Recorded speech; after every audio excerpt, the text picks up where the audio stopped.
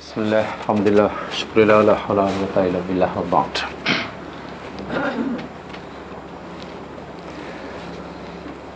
InsyaAllah kita akan teruskan siri pengajian kita Balaghatul Quran. Dan sebagaimana yang telah sampaikan pada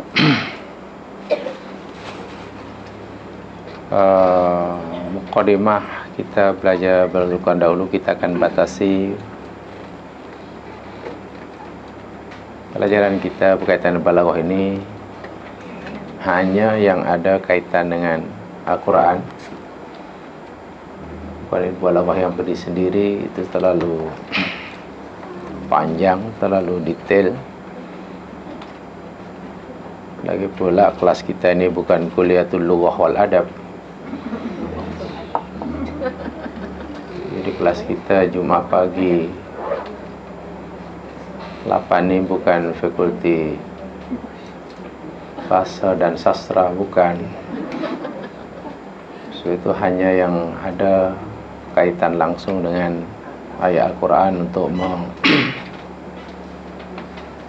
meningkatkan kepahaman kita betapa Al-Quran benar-benar kitab mukjizat daripada pelbagai aspeknya. Saya sering menyatakan kalaupun kerana Al-Quran ini mempunyai daya penarik dari berbagai sudut dan aspeknya kepada siapa yang ingin mempelajarinya, jangan sampai kita sebagai umat Islam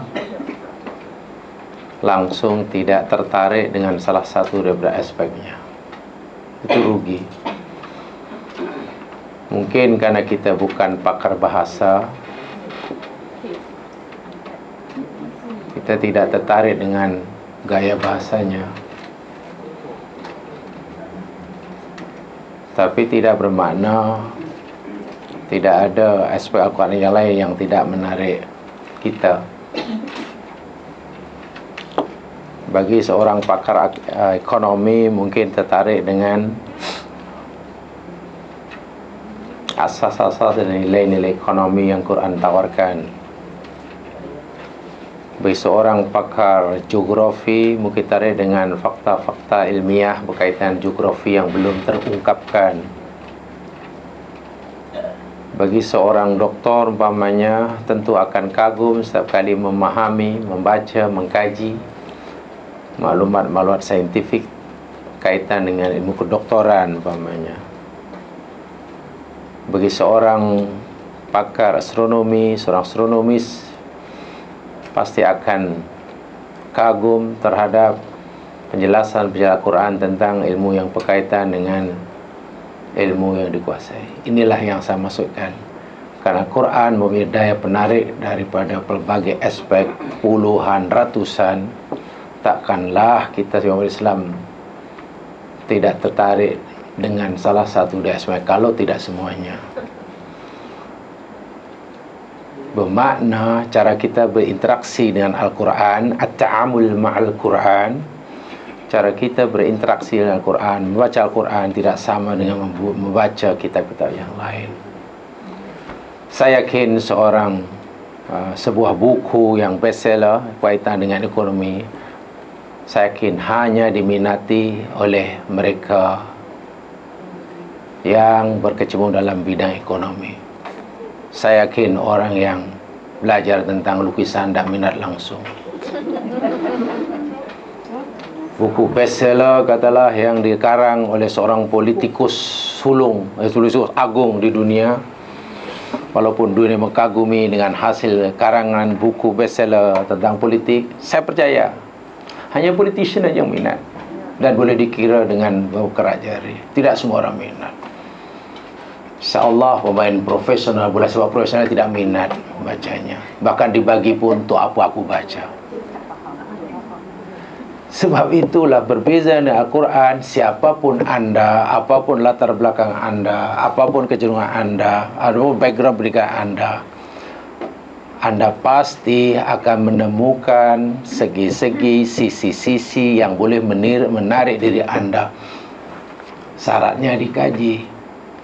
Paling tidak kita bertanya pada kita, dari sudut mana ya dalam Al-Quran yang boleh memikat saya. Sebab saya baca tulisannya, saya ni bukan pakar khot, jadi tak minat tentang tulisan bentuk apa. Saya ni bukan pakar khot, bukan pakar kaligrafi umpamanya. Oh, mungkin dari sudut yang lain. Jangan langsung tidak ada yang membuat kita, sebab ia mempunyai dasar yang sangat kuat. Sangat kuat. Itu tujuannya. Jadi semakin banyak pengetahuan kita Al-Quran, semakin besar peluang bagi kita untuk tertarik.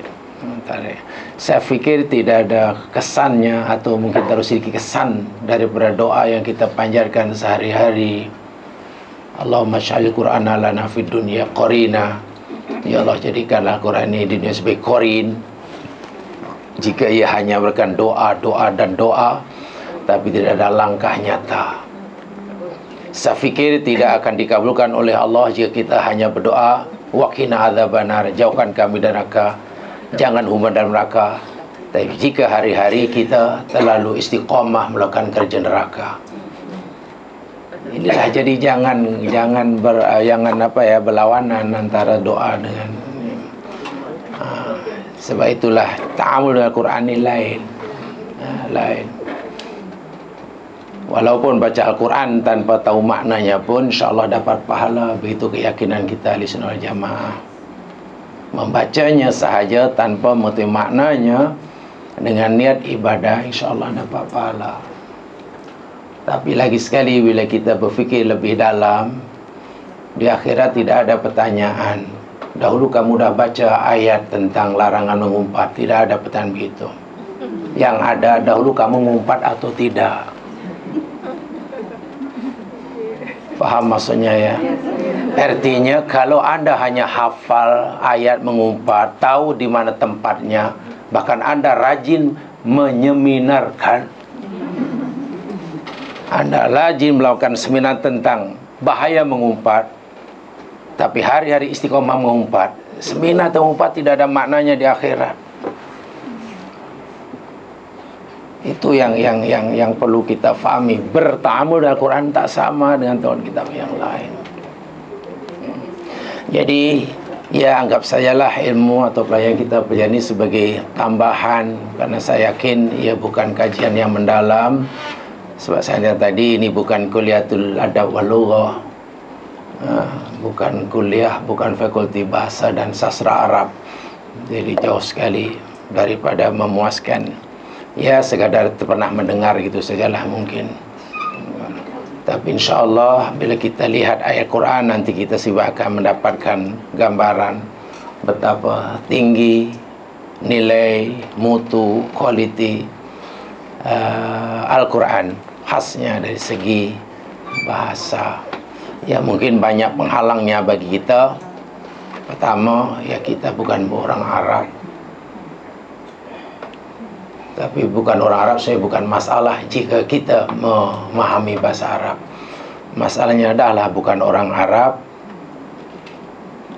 kita pula kurang menguasai bahasa Arab. Kalau bahasa Arab pun kadang pelatnya Melayu. Ila aina tadhabu, susunannya pun susunan Melayu. Ja'a nama, maknanya ja'a itu datang, nama itu tidur. Jadi anta hadza ja'a nama, maknanya awak ini datang ya tidur. Bahasa Arab, tapi orang Arab tak faham. Ya tak apalah. Kenapa saya itu? Karena dahulu saya belajar bahasa Arab, mulai kini Ustaz memberitahu haram. Kalau kamu belajar bahasa Arab, kamu haramkan diri kamu untuk bercakap dengan bahasa lain. Apa saja kalimat yang kamu tahu Arabnya, ucapkan Arab walaupun grammarnya kalang kabut, tak jadi masalah. Janji Anda ada keberanian untuk mengucapkannya. Sebab itu tidak ada masalah. Ana hadza, anta hadza ja'ah. Nah, ada masalah. Dia kan belum belajar nahwu. Kelemahan sesama belajar Arab ni, dia hanya akan mau bercakap Arab bila dia yakin pasti, seyakin-yakinnya bahawa ayatnya betul, nahwunya betul, harakahnya betul, baru nak. Ya. Nanti nak tanya orang Arab, nyusun ayat pertanyaan 3 jam orang Arab dah lari. Lambat sangat. Apa kita fikir orang Arab cakap Arabnya betul? Kalau kita tahu sangat bahasa Arab, dia salah bahasa Arabnya. Tidak ada dalam bahasa Al-Quran begitu. Seperti kita orang Melayu pun tidak semua bercakap Melayu fasih, bukan? Itu. Ya ada masalah lah. Lagi pula hanya salah ayat, satu susunan tidak berdosa. Janji faham. Janji faham. Dah sama lah itu. Jadi kita sebenarnya belajar kita sudah agak lumayan khas karena tidak banyak nanti terhadap kita pelajari. Sebenarnya saya ini sebagai mengingat semula apa yang kita pelajari dan akan dan sedang dan akan kita pelajari, yakni ilmu balaghah, ya. Ilmu balaghah yang kita nak pelajari saya tadi terhad. Saya tidak menyampaikan daripada alif hingga ya berkaitan ilmu ini. Pertama mungkin kurang diperlukan oleh kita, yang pasti kurang diperlukan. Itu saya hanya ingin menyampaikan berkaitan dengan Al-Quran. Yang kedua, ini yang paling penting, saya sendiri bukan belajar Kuliatul Adab wal Lughah. Jadi sebenarnya tidak layak mengajar ini, tidak layak untuk mengajar ilmu ini. Hanya saya memberikan diri karena saya merasa tahu lebih dahulu sedikit daripada jamaah, itu saja. Ya terus teranglah, saya bukan ambil Kuliatul Adab wal Lughah, saya Kuliatul Quran wal Hadis, jadi lain. Tafsir hadis, jadi tidak ada kena mengena, hanya dan belajar dahulu ilmu ini diajarkan sebagai syarat mutlak yang belajar agama, ya ini mesti memahami bahasa Arab walaupun tidak hingga mendalam, hingga yang ya bolehlah dengan si menguasai, boleh baca kitab yang sudah betul, sudahlah tu. Asal sudah baca kitab yang tak berbaris, baca kitab yang tak berbaris, tulisan halus, bacanya betul, maknanya tahu, terjemahan tahu, dapat menyimpulkannya, sudahlah. Itu ajalah. Itu dah dapat kunci. Jadi ilmu balaghah ini dibagi jadi 3 sebenarnya, kita katakan ini sebagai ingatan sajalah. Ilmu balaghah kita ini ada 3 yang kita nak pelajari. Satu namanya ilmu ma'ani, kedua namanya ilmu bayan, ketiga namanya ilmu badi. Yang kita dah pelajari yakni ilmu ma'ani habis. Saya anggap habis, walaupun sebenarnya masih ada, tapi yang ada itu saya yakin kita kurang memerlukannya. Bukan benda itu tidak perlu, kita tidak atau tidak memerlukannya. Ya banyak sebabnya lah, banyak sebabnya kita tidak memerlukannya. Yang pasti satu dan sebabnya, ya sebagai contoh saya sendiri, kita sudah wal asri. Jadi ilmu itu kan tidak semua ilmu kita pelajari walaupun ilmu penting. Dalam Al-Quran, dalam Islam kan ada pelajaran zakat, zakat unta. Perlukah kita mengadakan pelajaran zakat unta 16 siri? Bukan benda itu tidak ilmu tak penting, tapi kita tak memerlukannya. Ramai yang tak pernah tengok unta, apalagi bicara zakat unta. Itulah maksud saya. Jadi karena satu di antaranya karena kita wal asri, jadi kurang perlu. Kalau masih wadduha mungkin. Ilmu ma'ani yang kita lebih dahulu ada 5 dengan pecahannya. 1 amar, uslubul amri, dan kelima-lima ini semuanya termasuk kalam insya'i. Kan kalam insya'i, tolabi, kalam insya'i tolabi. Ya, kalam insya'i tolabi itu kita pelajari. Yang ghairu tolabi tidak termasuk pelajaran balaghah sebetulnya. Jadi amar dengan makna asalnya dan makna-makna yang terkeluar, yang makna lain. Kemudian suslub nahi, larangan, dengan susunan-susunan dan makna-maknanya yang lain. Untuk apa? Sebab tidak semua nahi bermakna haram, tidak semua amar dalam Quran bermakna perintah wajib. Itu yang kena difahami. Dan banyak itu pecahan yang kita pelajari. Yang ketiganya ini istifham, pertanyaan. Istifham ini bertanya, usul bertanya. Tapi rupanya tidak semua uslub istifham dalam Al-Quran bermaksud, bertujuan si yang bertanya inginkan maklumat dari yang ditanya. Bahkan mungkin sebaliknya, yang bertanya mutakallim memberitahu kepada mukhatab, kan pelik tu. Seseorang tidak memberitahu sesuatu kepada orang lain dengan cara bertanya. Atau mungkin ada makna lain, mutakallim menganggap orang yang mukhatab ini orang yang lemah. Dan banyak lagi, itu ada yang yang kita pelajari lakukan beberapa hari. Kemudian tamanni, di dalam tamanni ada roja, kemudian ada nida yang terakhir. Nida itu seruan, panggilan. Di samping itu, bagi pertama dahulu kita ada pelajari juga kalam insya, kalam khobar. Mungkin masih ingat, kan? Dan khobar itulah dahulu ada takdim, ada takhir. Lalu dan apa faedah-faedah takdim dan takhir umpamanya. Walaupun kadang-kadang sesuatu yang sepatutnya dikemudiankan didahulukan hanya satu huruf atau satu kalimat. Kita dah pelajari dahulu. Itu kalau diulangi menarik, nanti kita akan bagi maklumat yang berbeza dalam Al-Quran. Kemudian dalam bab yang kalam khobar juga ada al-hadfu wa dzikru. Mungkin masih ingat ya, al-hadfu wa dzikru maknanya ada menyebut sesuatu atau kalimat ataupun huruf, wal hadfu dan atau membuangnya. Kenapa dalam ayat ini kan, atau dalam kalimat ini ada 5 huruf, tapi dalam ayat yang lain kalimat yang sama hurufnya kurang umpamanya. Jadi perbezaan jumlah huruf dalam kalimat yang sama, yang maksudnya sama, itu kaitannya al-hadfu wa dzikru. Ada makna yang tersirat yang kita dah pelajari. Ada takdim dan takhir.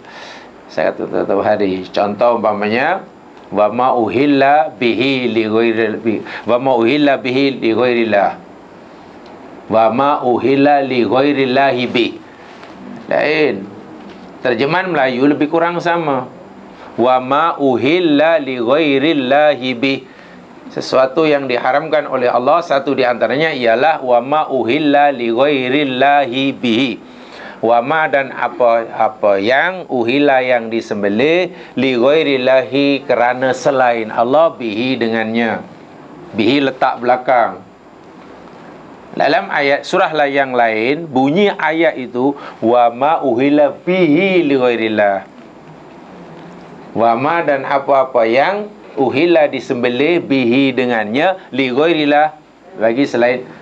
Tengok kenapa bihi kadang letak depan kan. Kita tengok terjemahan, ya mungkin sama, tidak mendapat apa maklumat. Tapi ingat, ini Al-Quran. Setiap ada perubahan susunan, sama ada didahulukan takdim dan takhir, setiap ada perbezaan jumlah kalimat,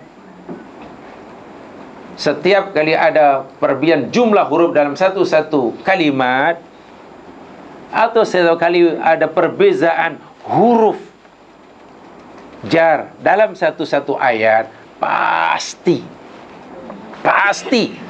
ada makna lain yang dah disampaikannya. Dan itu telah kita belajar dalam jumlah khobar dahulu, jumlah khobari. Boleh rujuk semula. Itu sudah habis itu. Jadi kita sudah sampai di situ. Sekarang kita masuk ilmu balaghah bagian yang kedua. Itulah maksud. Jadi perjalanan kita dah sampai situ tu.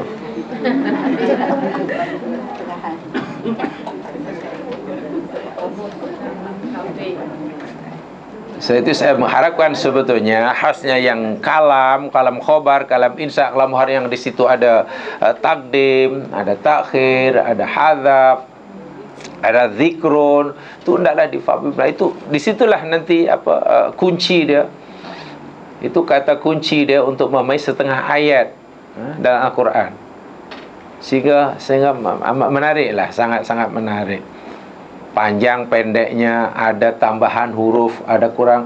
Lamastum dengan lamastum tak sama kan? Tidak sama lamastum dengan lamastum. Di situ gunakan bi, di sini gunakan fi. Kenapa lah berubah kan? Di sini tidak ada lam, tapi di sini ada lam. Katalah ushkurullah, yang uskuru lillah waliwan. Uskurullah, mana syukurlah kamu pada Allah. Uskurillah, mana syukurlah kamu kepada Allah. Macam serupa ya. Itulah itu yang penting ya, yang kita pelajari. Jadi yang kesimpulan dari yang kita pelajari semuanya penting. Sebab saya coba menyampaikan kesimpulannya sahaja. Yang tidak ada kaitan yang kurang kita perlukan ya, bukan benda itu tidak elok ya, kurang kita perlukannya ya, saya coba tidak menyampaikannya. Sekarang kita masuk ilmu balaghah bagian kedua, jenis yang kedua yang dibicarakan oleh ilmu balaghah, namanya ilmu bayan. Namanya ilmu bayan. Bayan itu bayan lah. Bayan itu lughatan dari segi bahasa, makna dari segi bahasa, lughatan yakni az-zuhuru wal idahu. Itu makna bayan. Bayan itu yakni az-zuhuru, zahir tu apa ya? Zuhur zahir, nampak, menampakkan. Wal idahu, menjelaskan. So bayan itu mana menampakkan, menerangkan, menjelaskan, menyingkap ya. Dan yang sebenarnya itu dari segi bahasa bayan. Adapun dari segi istilah, jadi makna ta'rif lah maksudnya. Isinya segi ta'rif, usulun wa qawa'idu. Usulun wa qawa'idu yu'rafu. Tak apa, tulis dahulu Arabnya. Biha iradul ma'na.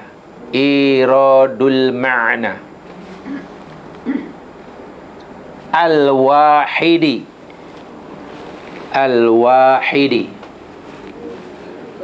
bitariqin yakhtalifu ba'duha an ba'din.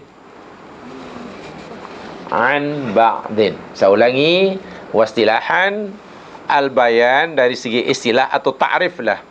Ta'rif bayan, definisi bayan ialah usulun wa qawa'idu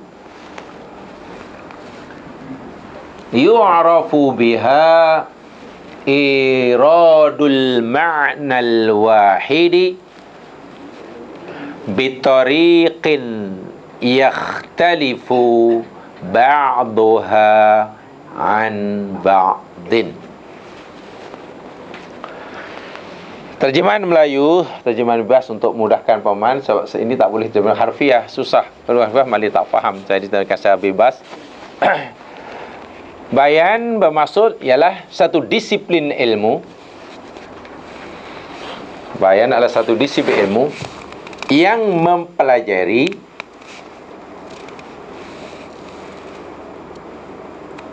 cara mengungkapkan bahasa.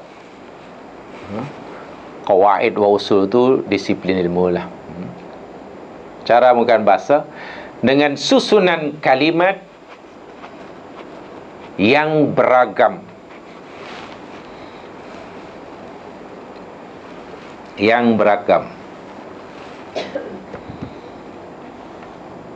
cara ringkasnya begitu, ya. Di mana sebagian lebih jelas daripada yang lain. Yakhtalifu bi tariqin yakhtalifu ba'dhin. Cara yang yakhtalif itu berbeza, ba'dha itu sebagian, al-badin sebagian sudah berbeza, maknanya beragam lah. Satu bagian beragam. Bayan ialah satu disiplin ilmu yang mempelajari cara mengungkapkan bahasa untuk menyampaikan maklumat tentunya.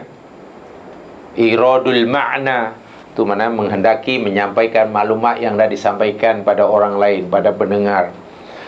Dengan susunan kalimat, maksudnya ayat, jumlah, sentence yang beragam, berbeza-beza. Karena tentunya ingin memberikan kesan yang berlainan. Jamaah sekalian, dalam Al-Quran sebagai contoh lah umpamanya, agak-agak maksud yang dikendakinya sama atau tidak, katakanlah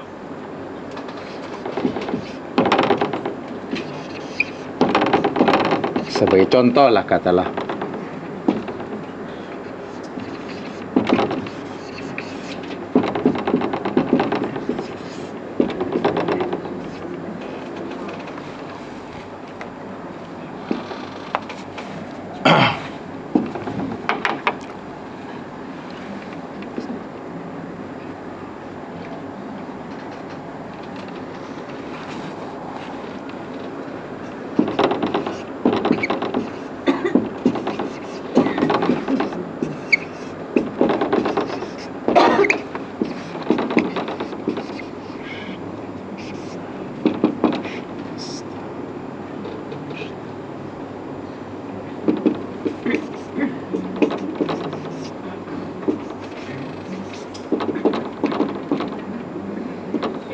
ini sekadar contoh, nanti sebab penjelasannya dalam pembagian tu.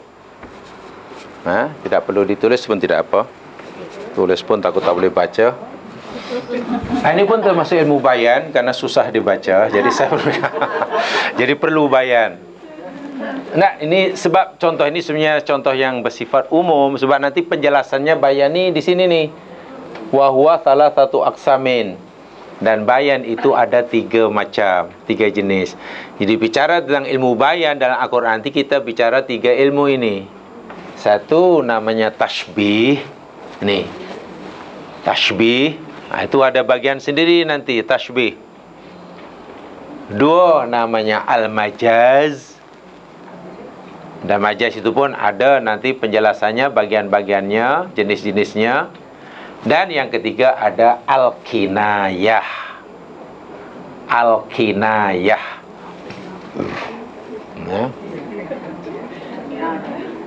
Isti'arah itu termasuk kinayah, masuk majaz ya. Yang isti'arah itu termasuk apa namanya?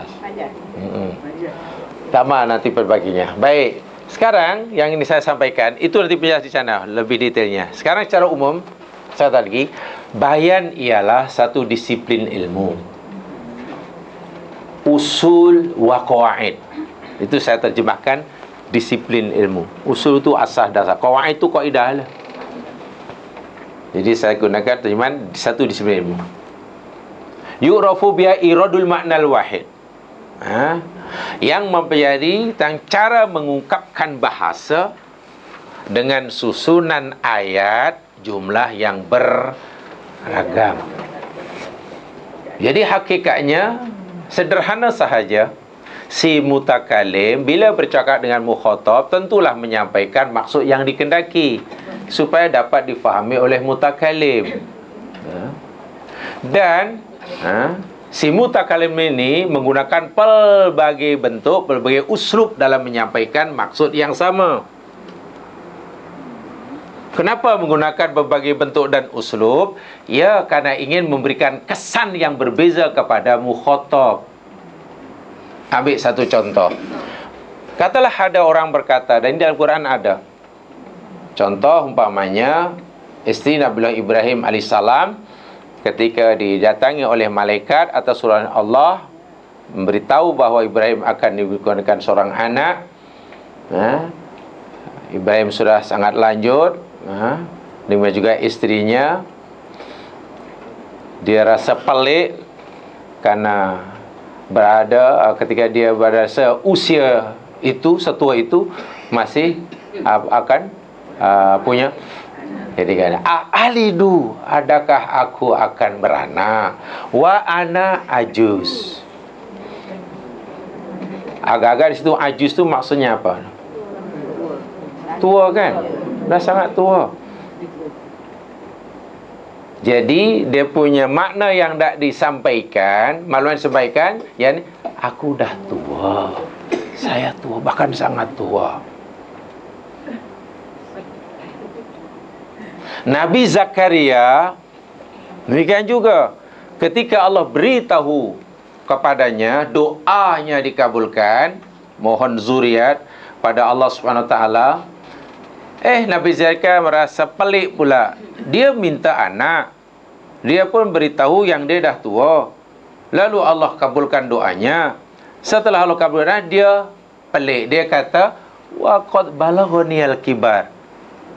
Ana yakunu li wala wa qad balaghaniyal. Macam mana aku nak punya anak? Wa qad balaghaniyal kibaru.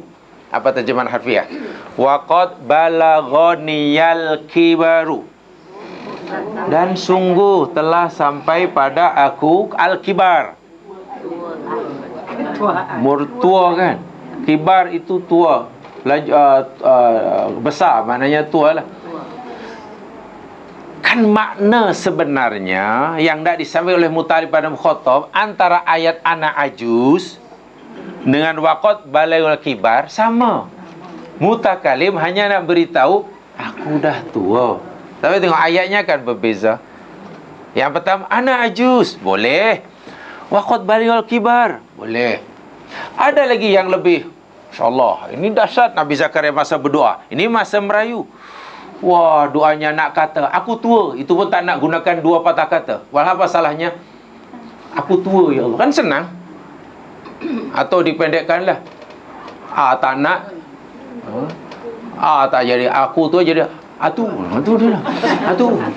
Maknanya aku tua. Ya, karena dia merayu. Nak menunjukkan, nak menzahirkan kelemahan dirinya. Izharud du'fi, syiddatul iftikar, dijadikan satu. Izharud du'fi maknanya nak menzahirkan ketidakmampuan diri. Syiddatul iftikar maksudnya bersangatan memerlukannya kepada Allah untuk memenuhi hajatnya. Ketika itu Nabi Zakaria tidak boleh menggunakan bahasa yang aku tua. Abangmu dah tak larat tahu. Tapi guna bahasa inni wahanal azmu minni, sesungguhnya aku hamba-Mu ini ya Allah, wahana telah lemah reput, al azmu semua tulang, semua sendi-sendi berbunyi ya Tuhan. Bukan lutut, bukan pinggang, ini sendi bunyi.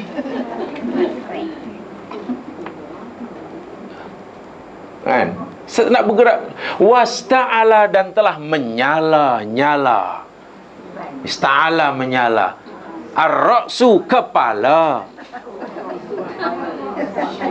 Syaiban, ubannya. Coba sebenarnya apa sebenarnya anak Ismail Nabi Zakaria ya? Tua. Inilah namanya bayan. Si mutakallim nak beritahu pada orang ni sebenarnya benda yang sama, tetapi menggunakan uslub, susunan, struktur ayat yang beza-beza. Ilmu yang membicarakannya ini adalah bayan. Sebab itu orang yang mampu, yang menguasai bayan dengan bagus, pasti bila bercakap, ya hebat ucapannya. Sebab boleh menggunakan pelbagai susunan yang semua maksud sama. Mungkin dengan susunan pertama kurang memberi kesan kepada si mukhatab. Cari susunan yang lain. Dan itu perlu kemahiran. Rasulullah SAW seorang yang ummi, tidak membaca, tidak menulis.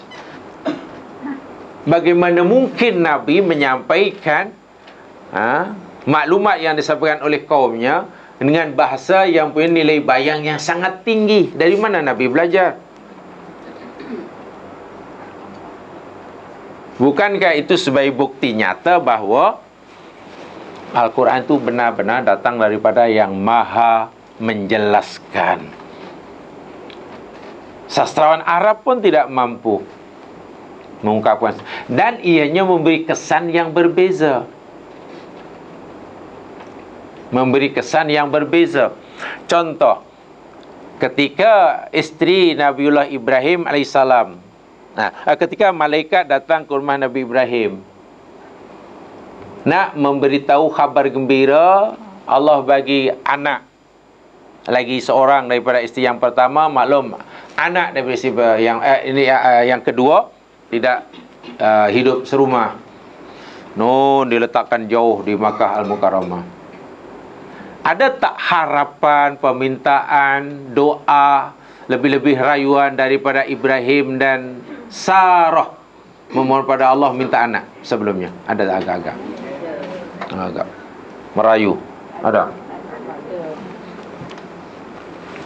Tolong tunjukkan ayatnya kalau ada. Kita jangan berandai. Itu benar. Sudah mereka berputus asa, bahkan Allah pun tegur Nabi Ibrahim. Apa namanya? La tai'as bi rahillah. Jangan kamu putus asa, kata Allah pada Ibrahim. Ibrahim pun menafikan. Oh, kamu tak putus asa. Tidak putus asa daripada rahmat Allah. Karena ini sudah tidak terfikir lagi. Dalam fikiran Ibrahim sudah tidak terfikir lagi inginkan anak. Lebih-lebih lagi daripada Sarah saat itu. Khasnya Ibrahim, ya dah sudah ada, sudah ada lah. Istrinya memanglah dah fikir dah lama dah, mungkin masih muda ada lah. Ini bukan muda ni. Dah tak ada dah. Mana dah? Tak ada, memang tak ada rezeki. Karena dia langsung tidak ada permintaan saat itu. Dalam tahun-tahun terakhir dah tak ada permintaan sama sekali, apalagi merayu. Tiba-tiba Allah beritahu yang dia akan ada anak. Sebab itu dia hanya memberitahu kepada bercakap, anak ajuz, aku tua lah. Berbeza dengan Nabi Zakaria, sama-sama tua tapi kesnya lain. Nabi Zakaria kan, dia merayu, dia mengharap sangat. Karena dia mengharap sangat nak menyatakan, nak memberitahu bahawa dia dah tua, tak boleh kata anak ajuz. Tak boleh. Artinya apa? Bukan tidak boleh dalam arti kata haram, tidak. Dari segi balahnya sangat rendah. Bayannya tidak ada. Ilmu bayannya kosong. Itulah yang saya maksudkan tadi. Kan? Kita katalah orang yang kurang memerlukan bantuan. Orang lain yang amat sangat memerlukan bantuan. Ketika kita dan orang itu diberi peluang untuk datang ke rumah YB, minta bantuan, saya yakin cara mintanya masih berbeza. Saya yakin. Maksudnya uslub ucapannya berbeza. Anda mungkin sakit, demam. Ada kawan mungkin aksiden. Luka. Yang lain pula patah. Yang ketiga pula dalam keadaan koma. InsyaAllah yang menghantar ke hospital 4 orang ni tak sama jumpa doktor yang koma tu kan merayunya lebih kan. dan ingin segera di ini kan. Adapun yang datang hanya luka sikit, alah kuku topik mungkin. Cik, saya nak berubat. Ya tunggu dulu. Tak apalah, tunggu. Di situ. Jadi susunan ayat yang berbeza-beza menyampaikan maksud pasal tadi, mengungkapkan bahasa dengan menggunakan suatu kalimat yang beragam dalam menyampaikan iradu maknal wahid. Al-wahid. Contoh yang mudah itulah. Contoh paling mudah. Dalam Quran sebenarnya ada itu.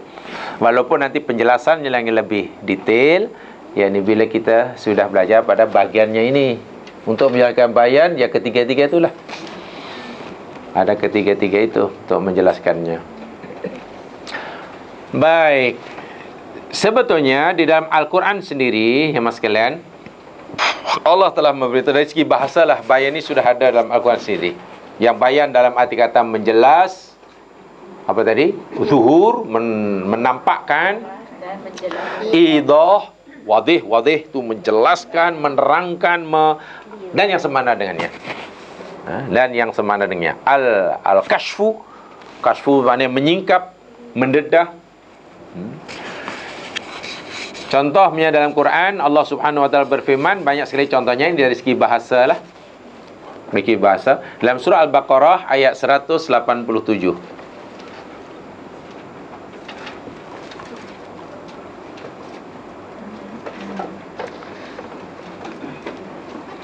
Al-Baqarah 187.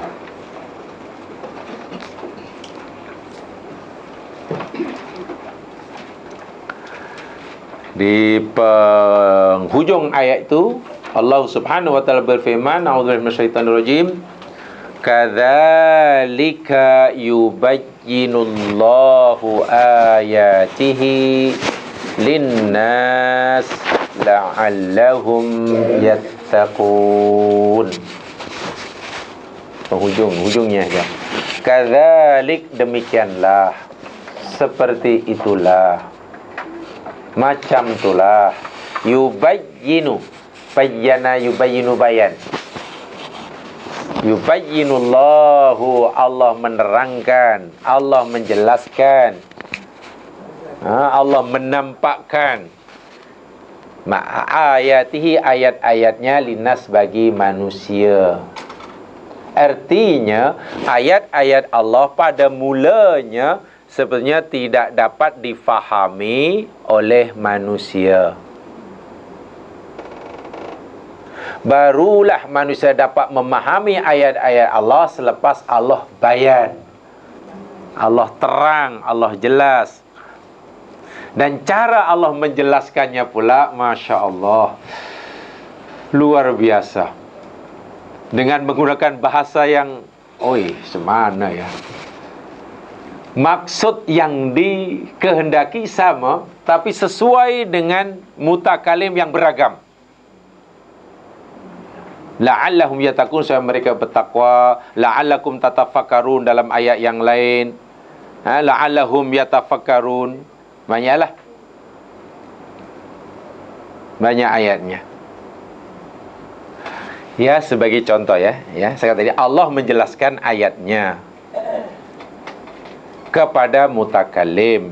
Mukhatabnya kita lah. Tapi kerana manusia ini mempunyai pelbagai tingkatan umur, tingkatan pendidikan, tingkatan cara berfikirnya, kematangan dan sebagainya, maka Allah menggunakan bahasa yang luar biasa indahnya.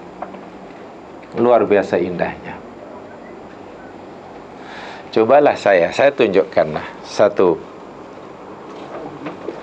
di antara kehalusan bahasa bayan, tapi ini saya belum menjelaskan satu persatu, tapi yang pasti nanti akan masuk daripada satu ini. Imam tasbih, majaz ataupun kinayah, atau di sana ada isti'arah.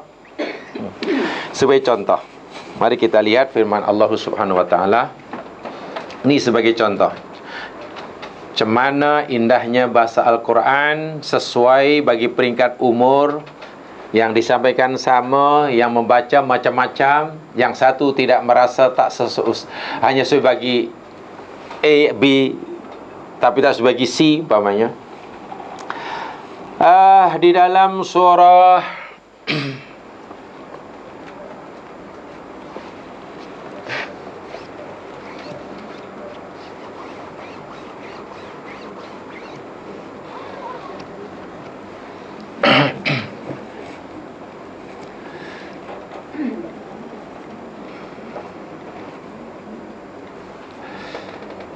di dalam surah Al-Baqarah ayat 223,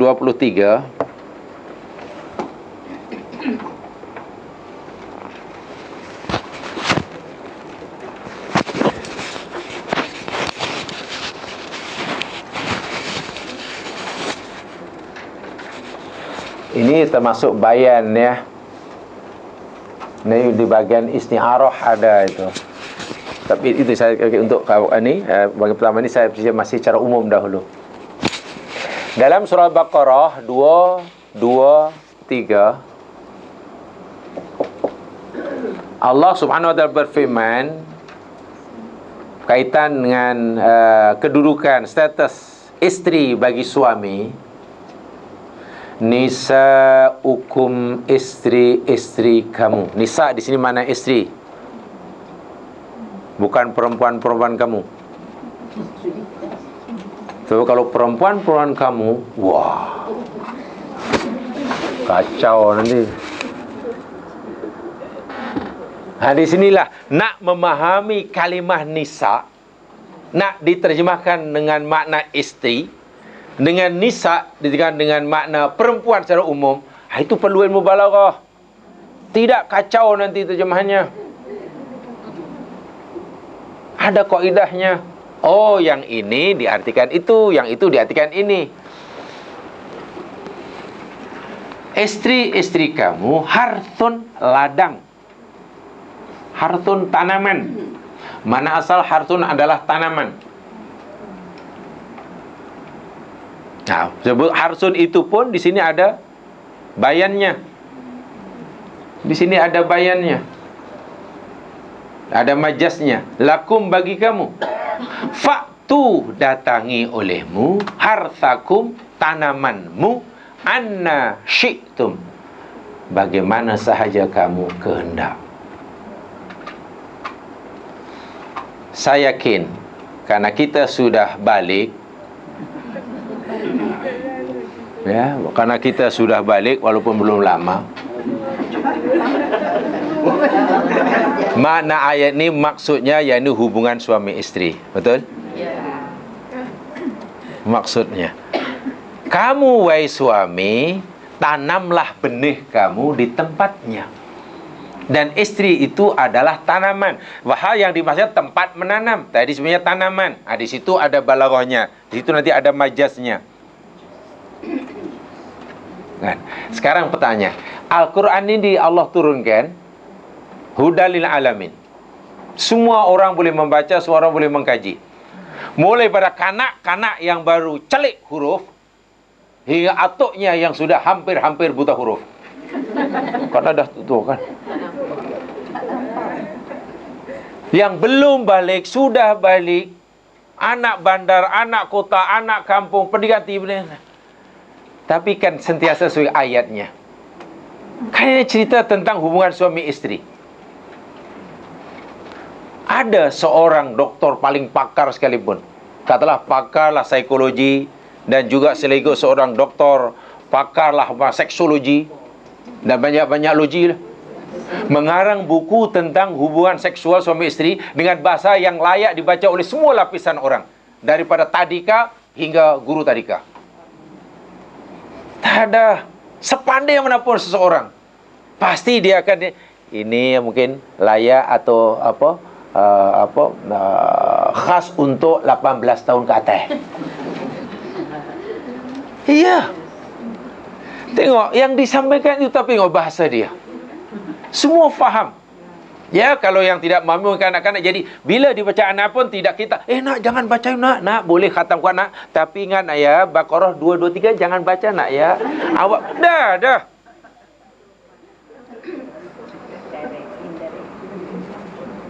Ada Islam mengajar kita, wahai ibu bapa, awasi anak kamu kita baca Al-Quran. Sebab ada banyak ayat Quran yang belum layak, belum patut, belum masanya dibaca oleh anakmu. Tidak ada. Coba bagaimana menyusun ayat seperti ini, kan? Yang disampaikan benda yang sama, tapi sesuai dibaca oleh semua. Kalau bukan kerana mempunyai ada ilmu bayi yang sangat tinggi, kan? Harsun, saya kata harsun itu pun di situ ada bayannya nanti. Sebab harsun tanaman, saya maksudnya tempat menanam. Masya Allah.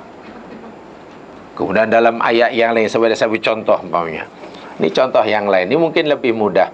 Kalau ini mungkin terlalu berat, ini mudah. Ini kan berat nih. Berat ini orang yang mudah.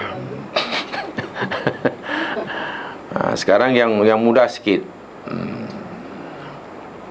Coba perhatikan firman Allah Subhanahu wa taala di dalam surah An-Nisa ayat 43.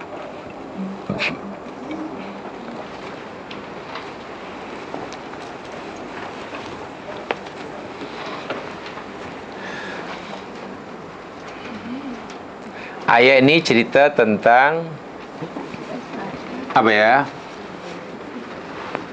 Hukum hakam yang berkaitan dengan solat, ya. Suci dan solat, taharah dan solat. Ya ayyuhalladzina amanu, orang yang beriman, la taqrabus shalah, jangan kamu dekati solat, wa antum sukara, sedang kamu dalam keadaan mabuk. Ini menarik sungguhlah. Ya, kena belajar lebih lah. Perintah solat, aqimus solah, betul? Bila Allah suruh kita solat, aqimus solah, aqimus solah, aqimus solah, dirikan solat. Tapi ketika Allah melarang kita solat, bukan la tuqim solah.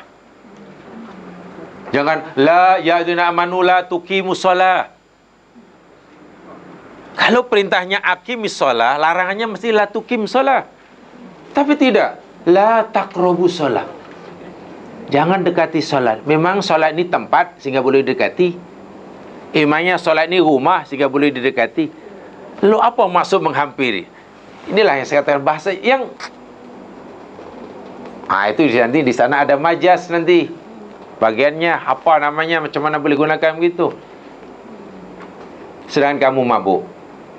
Sukara, masih mabuk. Hatta ta'lamu ma taqulun, sehingga kamu mengetahui apa yang kamu katakan. Sedarlah maknanya. Sehingga kamu sedar, faham, tahu apa yang kamu kata dalam solat. Kan solat ada ucapan-ucapan, ya. Sedang orang mabuk tentu tidak dapat memahami apa yang dia ucapkan. Imam Abu Hanifah nampaknya mempunyai fahaman yang boleh katakan agak tegas, keras dalam hal ini. Yang dilarang oleh Allah untuk melakukan solat bukan hanya orang yang sedang mabuk, ketika mabuk masih halal. Ayat ini kata Imam Abu Hanifah juga bermaksud orang yang solat wajib faham apa yang dibaca. Orang yang solat tapi tak faham apa dibaca, Imam Hanifah, dia macam orang mabuk. Sedangkan Allah melarang orang mabuk solat. Sebab itu Imam Abu Hanifah mewajibkan setiap musalli faham betul apa yang saya baca, mulai daripada Allahu Akbar hingga salam. Tidak boleh tidak. Itu Imam Abu Hanifah. Ya, mungkin ramai yang tak setuju. Kalau tak setuju maknanya bukan pasal apa. Ya, susah kan. Wah, tak susah sangat, ya, memahami beberapa kalimat Arab saja. Wala junuban, dan jangan kamu dekati salat sedangkan kamu dalam keadaan junub. Sama ada mendekati maksudnya tempat solat ataupun melakukan solat. Illa abri sabil, kecuali sekadar lalu. So nampaknya solat di sini bukan solatnya tapi tempat solat. Buktinya abri sabil. Mana orang junub boleh lalu dalam masjid, tapi tidak boleh solat. Hatta tagtasilu, sehingga kamu mandi. Baik. Mandi itu perlu air. Bagaimana jika tidak ada air? Wa in kuntum marda, bila kamu sedang sakit, au ala safarin, atau sedang musafir, bukan nak musafir. Ala itu atas. Mana kamu sedang musafir, dah tinggalkan rumah, kampung halaman. Au ja'ahdu minkum minal ghaid, atau datang dari seseorang kamu daripada ghaid. Au lamastumun nisa, atau kamu menyentuh akan an-nisa. Apa itu famafika falam tajru ma'an fatayammum sa'idan. Kamu tak jumpa air, tayamumlah. Yang nak sampaikan di sini, saya bukan mentafsirkan ini nih. Au ja'a ahadum minkum minal ghaid, atau datang seorang daripada kamu minal ghaid. Ghaid itu tempat yang rendah. Padang pasir tidak rata. Padang pasir ni, pasir dia permukaannya tidak rata. Ada yang timbunan pasir macam bukit, namanya ahqaf. Yang macam bukit, pasir yang macam bukit namanya ahqaf. Dalam Quran ada surah nama Al-Ahqaf. Ahqaf itu timbunan pasir yang, ya mungkin kerana busan angin yang berpuluh ratusan tahun kan membentuk bukit. Dan ada bentuk apa? Lembah ke bawah begitu. Yang ke bawah ke dalam itu namanya ghaid. Yang ke atas namanya ahqaf. Maksud ayat ini, seseorang kamu balik daripada ghaid, tak jumpa air, suruh tayamum. Maksudnya buang air.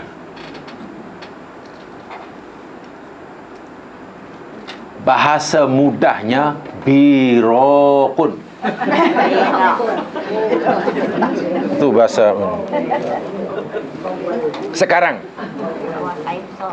kalaulah Al-Quran ini jemaah sekalian tidak ada nilai bayannya, sebab bayannya nanti ada tasbih, ada majaz kinayahnya, ada isti'arahnya. Katalah langsung tidak ada. Menggunakan bahasa apa adanya.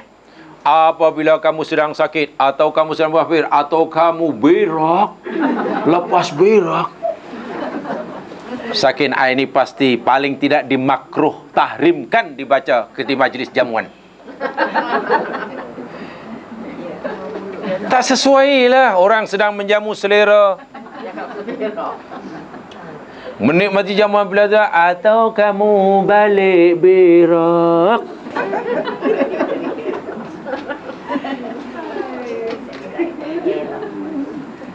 Bukankah di situ di sini ada di sini ada apa namanya majaz, di sini ada bayan.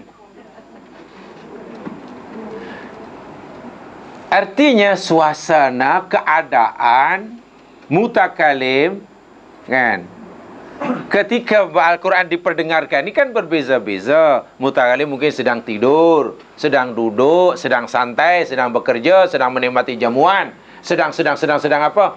Dalam suasana apapun, Quran sesuai dibaca.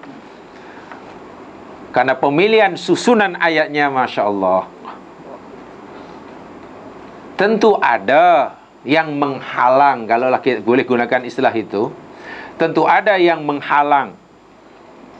Kenapa ayat ini tidak terus saya gunakan, atau seseorang kamu lepas berak. Jadi ini bukan cerita halal atau haram, bukan. Ini cerita bahasa. Cerita bahasa. Contohnya dia tadi lah. Aula mastumun nisa, tengok. Maknanya berkumpul suami isteri. Itu makna yang sorry.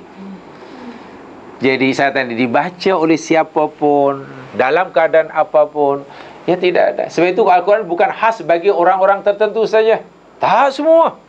Berbeza dengan buku karangan manusia. Bila buku karangan seseorang yang paling bijak, paling pandai sekalipun, pastilah yang menjadi objek sasar pembacanya orang-orang tertentu sahaja.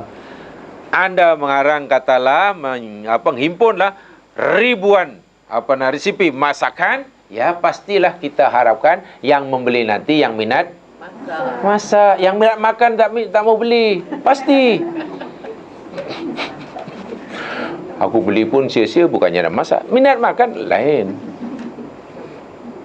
Betul. Yang sedang diet, minatnya minat berpakaian, tak minat baca buku tu. Kan nanti. Untuk kanak-kanak belum tiba masanya. Ada tidak ada koleksi di library buku seperti itu. Tidak ada. Tapi Quran tengok. Karena Al-Quran tidak menghadkan, membatasi umur, mengecualikan ini boleh, ini tak boleh. Boleh. Bahasanya sangat-sangat indah. Itu ilmu bayan. Memperhatikan segala-galanya. Saya fikir orang yang paling cerdas sekalipun tidak mungkin menciptakannya. Apatah lagi Nabi Umi, dan Nabi menyampaikan ayat ini spontan. Maknanya Nabi tidak mengarang kejap merenung 9 bulan ke. Ya, apa yang sesuai? Tak. Ada datang pertanyaan daripada orang kafir. Kan? Bila pertanyaan itu perlu jawapan segera, maka Allah turunkan ayat. Dan saat itu ada pertanyaan, saat itu ada jawapan. Itu yang sama sekali jawapan spontan. Jikalah Quran itu karangan Nabi, ya tentulah bahasanya menjadi kacau. Apalagi Nabi bukan seorang sastrawan. Dan tidak ada pembetulan, tidak ada. Semalam saya tersilap cakap itu bukan ghaid, maksudnya bukan ghaid. Tak. Sekali sampaikan terus. Itulah ditulis dan terus. Tak ada pembetulan, tak ada ni, tak. Proses itu editing tidak ada. Nih, banyak dan sangat banyak ini kajian penjelasan ni, tasbih, majaz, khasnya bagian bayan ni. Untuk bayan. Jadi ringkasnya ya Mas sekalian, untuk sementara itulah, jadi bayan ni menerangkan, menjelaskan. Seorang mutakalim ingin menyampaikan apa yang dia mau diketahui oleh mukhatab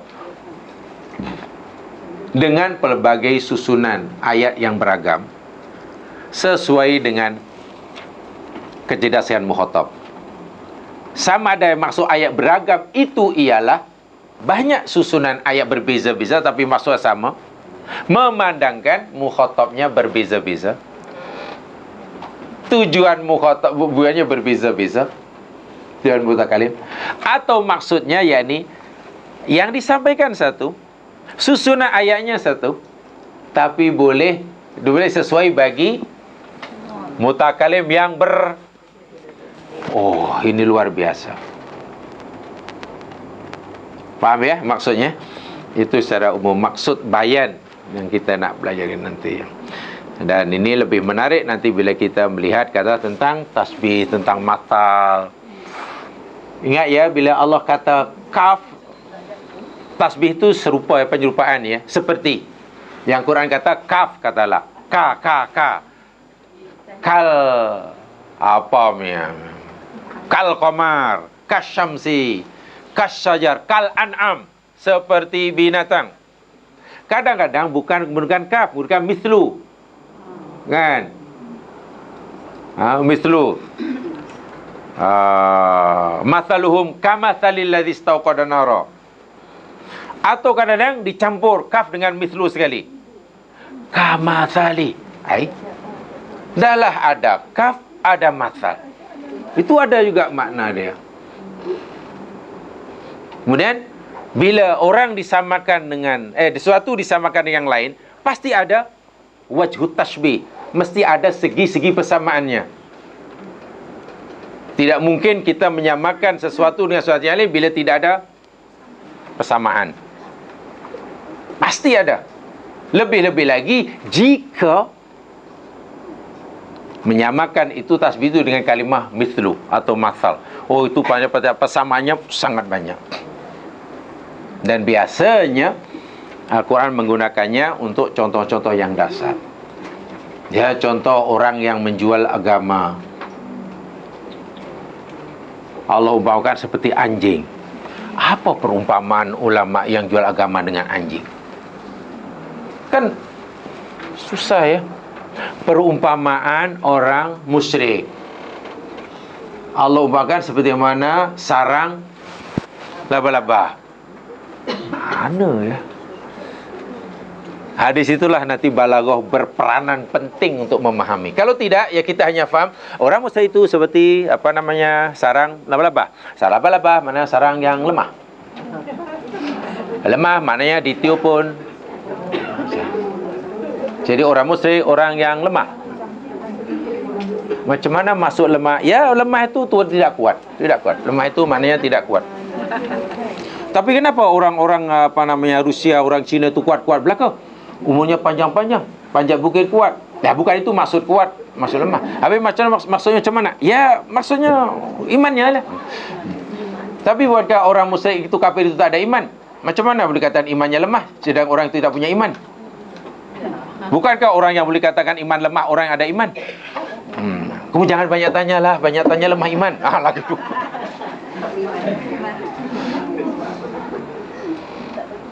Walhal itu sebenarnya yubayyin, Allah jelaskan. Syaratnya ada kaidah memahaminya. Tanpa kaidah ya hanya berandai-andai lah. Kata guru saya dulu, Anda hanya akan meraba-raba tafsirnya. Ya, namanya tafsir meraba-raba. Ya. Dan itu susah, itu banyak kecenderungan begitu kadang-kadang jamaah sekalian. Apalagi setelah lahirnya sekarang nih, zaman teknologi ini. Sahibus samahah, sahibul fadilah, al-fadil, ustaz, as-syaih, internet. Ya. Itu paling seolah-olah akhirnya rajin kita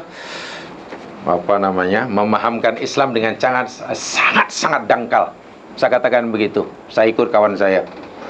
Sangat dangkal. Saya dangkal tak jangkal macam mana memahamkan Islam ada orang lain. Hanya menggunakan CP. Copy and paste. Macam mana copy and paste? Betul antar lagi, jawab lagi CP. Yang sana jawabnya CP juga. Tapi subhanallah. Topik agama yang berat yang dahulu dibincangkan oleh mustahid sekarang hanya menggunakan CP. Kadang ngeri kita mengikuti, ngeri. Saya ada perasaan sedikit ngeri. Tapi macam mana ya nak menjelaskan? Sebab itu kena belajar yang lebih lah, yang lebih tafaqquh yang tepatnya. Tafaqquh tu maknanya tafaqquh fiddin, maknanya lebih lebih mempelajari yang lebih bertanggungjawab begitulah. Lebih bertanggungjawab. Tidak sesederhana itulah. Ya, mungkin karena sifat manusia ajul ya. Karena insan ajulah. Manusia ini nak cepat. Sehingga masalah agama yang sebenarnya menjadi pembicaraan yang luar biasa panjang lebar di kalangan ulama, sekarang hanya dalam 5 minit itu. Yang satu antar maklumat melalui CP, yang satu menjawab dengan CP, perbincangan CP jadi muktamar CP. Haula'i humus CPyun.